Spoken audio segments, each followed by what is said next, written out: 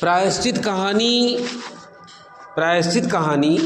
भगवती चरण वर्मा द्वारा लिखित एक सामाजिक कहानी है।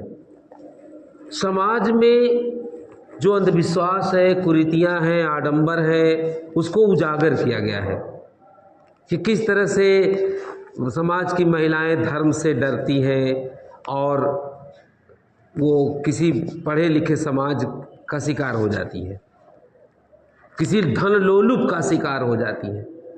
धन के प्रति जो लालची लोभी हैं उनकी बातों में आ जाती है। तो यह कहानी जो पहली बात इसमें है कि व्यंग्य प्रधान कहानी है। इस समाज पर व्यंग्य कसा हुआ है लेखक ने, कैसे लोग समाज में हैं जो कि पूरे महिलाओं को या लोगों को अपनी बातों में फंसा लेते हैं।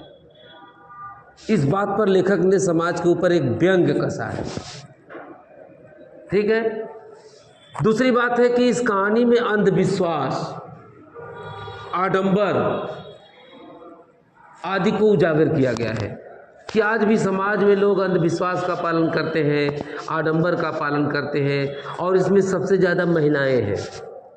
महिलाएं किसी की बातों में जल्दी आ जाती हैं और कि बिल्ली मरने का बहुत डर है, बहुत बड़ा पाप लगेगा, और महिलाओं में डर हो जाता है और वो अंधविश्वास का शिकार हो जाती है। जो अगला कहता है वो उसको मानना पड़ता है। तो इस तरह से महिलाएं अंधविश्वास का शिकार हो जाती हैं। समाज में बहुत से लोग अंधविश्वासी हैं, आडंबरी हैं, कुरीतियों का पालन करते हैं, जो नहीं होना चाहिए, ऐसा लेखक ने बताया है। तीसरी बात देखिए, तीसरी है कि नारियों में धर्म भीरुता, भीरुता मतलब भय, डर।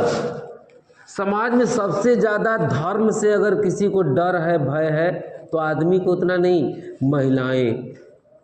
महिलाओं को सबसे ज़्यादा डर है। इसलिए समाज की सबसे ज़्यादा महिलाएं ही पूजा पाठ में विश्वास करती हैं। अगर आप नज़र उठाकर समाज में देखें, हर घर में महिलाएं धर्म का पालन मतलब करती है, पूजा पाठ करती है। पुरुष भी करते हैं लेकिन महिलाएं कुछ ज़्यादा करती हैं।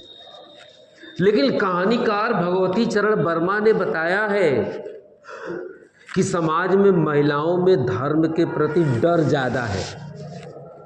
कोई जैसे पंडित परम सुख ने कह दिया कि सासू माँ ने पूछी कि अरे बिल्ली मरने का क्या पाप लगेगा, तो पंडित परम सुख ने डराया कि कुंभी नरक पाक होगा, जिसमें कि खौलते तेल में आपके गर्दन को डुबाया जाएगा, ऐसा उसने डराया। कुंभी पाक नरक जो होता है उसमें कड़ाहे में खौलता तेल रहेगा, बलकेगा, और उसका पैर पकड़ के उसी में मूड़ी डुबाया जाएगा। ये कुंभी पाक नरक है। बताइए, इतना बड़ा डर दिखाए पंडित जी, महिलाएं कांप गई, भयभीत हो गई। तो धर्म के प्रति भीरुता, धर्म के प्रति डर महिलाओं में ज़्यादा है, ऐसा भगवती चरण वर्मा ने बताया है। महिलाएं शिक्षित होंगी, महिलाएं पढ़ेगी, तो किसी के चंगुल में, किसी पंडित या किसी दिखावटी लोगों के चंगुल में नहीं फंसेंगी, ऐसा उन्होंने बताया। और इसमें सबसे अहम बात, सबसे कहानी का मुख्य रीढ़ जो बिंदु है, सुशिक्षित वर्ग का धन के प्रति लोभ। कहानीकार ने बताया है कि समाज में जो सबसे ज़्यादा पढ़ा लिखा व्यक्ति है वही लालची है, वही लोभी है, वही धन लोलुप है। इस कहानी में सबसे ज़्यादा पढ़ा लिखा व्यक्ति कौन था? पंडित परम सुख। इस कहानी में सबसे शिक्षित आदमी पंडित परम सुख थे, और उनको ही सब लालच था। पंडित जी को इतना लालच था कि मुझे 10 मन गेहूं चाहिए, 5 मन चना चाहिए, 5 मन जौ चाहिए, मन भर गुड़ चाहिए, मन भर तिल चाहिए, 4 पसेरी यानी 20 किलो घी चाहिए, मन भर नमक चाहिए, ये किसका लालच था? किसका? पंडित परम सुख, जो सबसे पढ़े लिखे थे, वो चाहते और ऊपर से 11 तोले की बिल्ली सोने की। अगर पंडित जी चाहते तो महिलाओं को समझा देते और बात समाप्त हो जाती कि बिल्ली मर गई, कोई बात नहीं है, आप उसको अच्छे से संस्कार कर दीजिए, दाह संस्कार, दफना दीजिए, बात खत्म हो जाती। लेकिन नहीं, उन्होंने डराया आते ही, क्योंकि उनको अंदर से धन लोभी है, वो अंदर से वो लालची है, अंदर से लोलुप है। तो कहानीकार ने बताया कि शिक्षित वर्ग में धन के प्रति जो लोभ है वो सबसे ज़्यादा है, ऐसा होना नहीं चाहिए। शिक्षित वर्ग की ये जिम्मेदारी है कि समाज के लोगों को असलियत बताए, समाज के लोगों को वास्तविकता बताए, उनको डरा करके लूटने का काम न करें। और अंतिम जो पॉइंट इस कहानी में है वो है संस्कृत का एक वाक्य है, सर्वे गुणाः कांचन माश्रयन्ते। कांचन माने सोना, रुपया, धन, संपत्ति। वैसे कांचन का सही अर्थ तो सोना है, स्वर्ण। कंचन, कंचन माने सोना, स्वर्ण, लेकिन ये अर्थ देता है धन, संपत्ति, रुपया, सभी चीज का।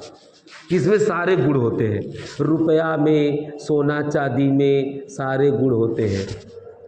वो आपसे अच्छाई के जगह बुराई भी करवा देंगे। धन, पैसा, रुपया सारा पाप कराता है, समझ रहे कि नहीं? ऐसा कहानीकार ने बताया है कि सोना, चांदी, रुपया, पैसा में सारे गुण होते हैं। वो अच्छाई भी और बुराई भी करा देता है, सारा पाप भी करा देता है। इसलिए हम सबकी जिम्मेदारी है कि हम किसी दिखावे में, किसी बहकावे में, किसी अंधविश्वास में, किसी आडंबर में न आए और हम अपना अच्छे से जीवन जिए। ये कहानीकार का संदेश है। कहानीकार का ये संदेश है कि हमें किसी धार्मिक भय में, हमें इतना शिक्षा ग्रहण करना चाहिए कि किसी धार्मिक चंगुल में न फंसे। जो हकीकत है, जो वास्तविकता है, उसको हम पहचाने और उसके अनुसार काम करें, ऐसा लेखक ने बताया है।